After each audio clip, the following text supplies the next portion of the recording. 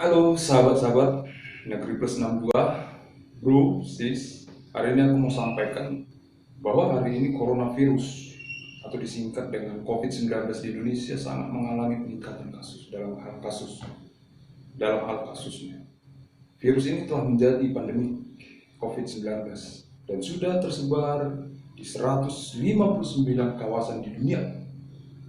Dari kawasan yang sudah dilaporkan tersebut, kasus yang sudah terkonfirmasi ada sebanyak 244.525 kasus dan dinyatakan sembuh dari kasus ini sebesar 86.032. Dan yang mengejutkan, angka kematian 10.031. Nah, dalam 3 hari terakhir ada penambahan jumlah kasus yang terjadi dari angka 218.815 pada per 19 Maret 2020 menjadi 244.525 per tanggal 22 Maret sampai hari ini. Dampak dari perkembangan ini tentu berpotensi menambah angka kematian dalam setiap kasus.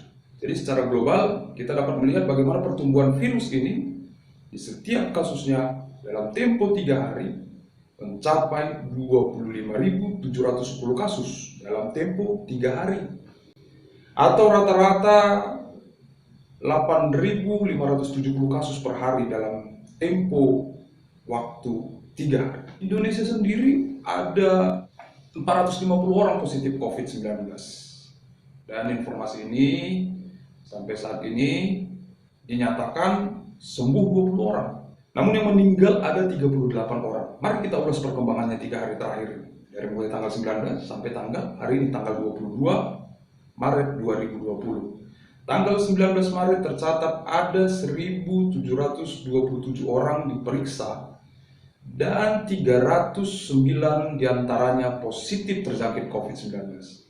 Pada hari itu 15 orang dinyatakan sembuh dan 25 orang meninggal dunia. 1.418 orang lainnya dinyatakan negatif. Hingga sampai video ini dirilis pada hari ini tanggal 22 Maret, maka dapat kita simpulkan bahwa selama dalam tempo 3 hari ada perkembangan jumlah orang yang positif, yaitu sebanyak 141 orang dengan rata-rata 47 orang dinyatakan positif mengidap COVID-19 per hari.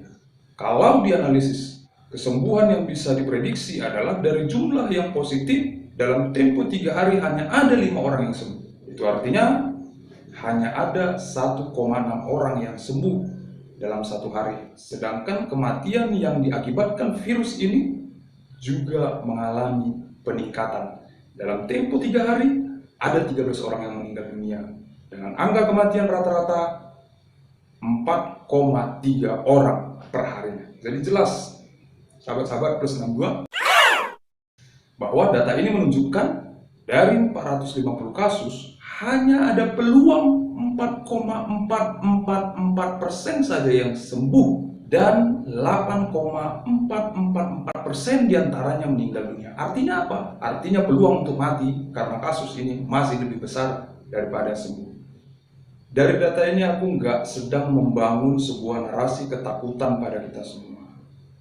Hanya saja aku ingin supaya kita tahu bahwa pandemik ini adalah masalah yang serius. Data ini menunjukkan kepada kita bahwa kita sedang menghadapi virus yang mematikan dan cepat proses penularannya. Proses penularan ini sangat cepat apabila terjadi kerumunan orang banyak, saling bersentuhan satu dengan yang lain, atau sering berkunjung ke tempat-tempat yang ramai yang sudah memiliki banyak jejak-jejak orang yang sudah terinfeksi oleh virus ini. Oleh karena itu, perlu diterapkan social distancing. Social distancing ini memiliki potensi yang besar untuk mengurangi penyebaran infeksi atau virus corona jenis COVID-19 ini. Memang, teman-teman, dampak yang akan ditimbulkan oleh social distancing ini adalah keterasingan. Sepertinya ada keterasingan relasi sosial kita dengan tetangga, atau dengan kerabat kita, atau dengan teman-teman sekerja kita, atau dengan keluarga kita secara fisik. Namun hari ini kita mau supaya rantai penyebaran ini kita putuskan bersama. Tidak ada pilihan lain. selain memutuskan rantai penularan. Karena belum ada ditemukan vaksin yang bisa untuk meminimalisir minimal ya virus ini. Nah, mari kita hindari pusat-pusat keramaian dan kita biasakan diri kita untuk berkumpul bersama keluarga inti saja, menunggu badai ini berlalu. Jangan sampai karena ulah kita sendiri semakin banyak korban yang berjatuhan, sekalipun kau punya iman yang besar kepada Tuhan untuk menaklukkan virus ini. Saat ini simpan dulu imanmu yang sebesar batu salak itu. Kita butuh iman yang sebesar biji sesawi aja. Itu udah cukup. Oke? Ada yang menyatakan kalau begitu social distancing itu bisa merusak persekutuan kita, bisa menghambat pertumbuhan iman kita dalam persekutuan di gereja. Masa gereja ditutup karena persoalan virus saja? Kamu itu nggak percaya sama Tuhan. Allah, ada Tuhan kok yang melindungi kita, bro. Berdoa saja, berdoa saja. Wow. Gak sedikit orang yang berpandangan seperti itu. Nyuruh aku berdoa lah, bilang aku nggak percaya Tuhan lah, bilang gereja ditutup lah, yang bilang menghambat pertumbuhan iman di gereja dalam persekutuan lah, merusak persekutuan lah. Hei, bilang sama kalian ya, yang imannya sebesar batu salak, aku akui keberanian kalian. Tapi saranku, janganlah keberanian kalian itu menunjukkan ketololan yang hakiki. Sekali lagi ku bilang, ini persoalan serius, bos. Kalau mau mati, mati aja sendiri. Jangan tularkan kematianmu kepada orang lain. Lagian kalau kau mati karena virus corona, bukan keluargamu yang susah, tapi tim medis yang sedang mempertaruhkan nyawanya yang susah merawatmu sebelum kau mati. Beriman itu tidak takut mati, itu memang betul, tapi matilah dalam kemuliaan. Kalaupun tidak bisa mati dalam kemuliaan, setidaknya jangan mati dengan ketololan yang hakiki. Sayangi nyawamu, Tuhan masih memberikan kesempatan hidup buatmu. Lagian social distancing ini sangat relevan dengan Alkitab, dengan kitab suci yang kau imani sebagai firman Tuhan. Saranku, kalau baca Alkitab, bacalah sampai tuntas. Jangan setengah-setengah, itu baru namanya kau beriman. Aku mau katakan bahwa situasi ini bukan soal menguji keimananmu yang tidak mengandalkan nalar itu. Beriman juga perlu nalar, bos. Kalau dibilang ibadah di rumah, ya di rumah aja, jangan kemana-mana.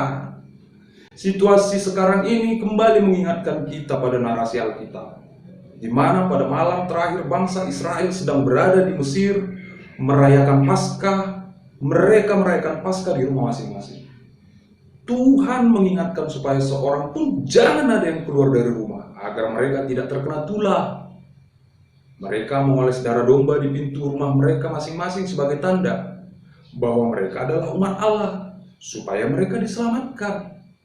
Nah, sekarang aku, kau, dan kita semua disuruh untuk beribadah kembali di rumah. Tujuannya supaya aku, kau, dan keluargaku diselamatkan dari situasi yang terjadi pada saat ini. Jangan lagi ada tambah korban jiwa. Kau dan aku nggak disuruh lagi ngoles darah domba di pintu rumahmu. Karena kau dan aku sudah percaya bahwa darah Yesus sudah menyelamatkan kau dan aku. Wow. Jadi bukti imanmu itu seharusnya nampak. Ketika kau percaya pada Yesus yang darahnya sudah menyelamatkan kau, maka di rumah aja dulu, oke? Jadi jelas, social distancing itu tidak merusak persekutuan. Social distancing itu tidak menghambat pertumbuhan imanmu, justru membangun pertumbuhan kerohanianmu lebih horizontal kepada Tuhan. Oh ya, gereja tidak ditutup. Jangan katakan gereja ditutup. Jangan melihat gereja hanya seperti sekumpulan orang yang berkumpul, bernyanyi, berdoa rame-rame. Tidak ada himbauan gereja ditutup. Yang ada, kita tetap bergereja, tapi dengan formasi yang berbeda. Pilihannya ya tergantung kepada keputusan sinode masing-masing gereja. Aku kira semua sudah ada kebijakan masing-masing dan itu tidak mengganggu pertumbuhan kerohanian kita. Jadi kalau kamu bilang aku nggak percaya sama Tuhan dan kuasanya dengan pernyataanku ini, maka maaf, kamu salah. Aku bukan nggak percaya Tuhan, tapi aku justru nggak percaya dengan imanmu yang sebesar batu salah itu. Cukup berimanlah sebesar biji sesawi, supaya kalau nanti biji sesawi itu bertumbuh, dia tidak menjadi duri, tapi jadi ranting dan daunnya bisa melindungimu dari situasi pelik yang kau hadapi seperti saat ini. Jadi kau bilang, Allah, ada Tuhan yang melindungi kita, bro, sis. Betul kata kau, ada Tuhan yang melindungi kita. Tapi kurasa Tuhan tidak akan berpihak pada ketololan yang hakiki.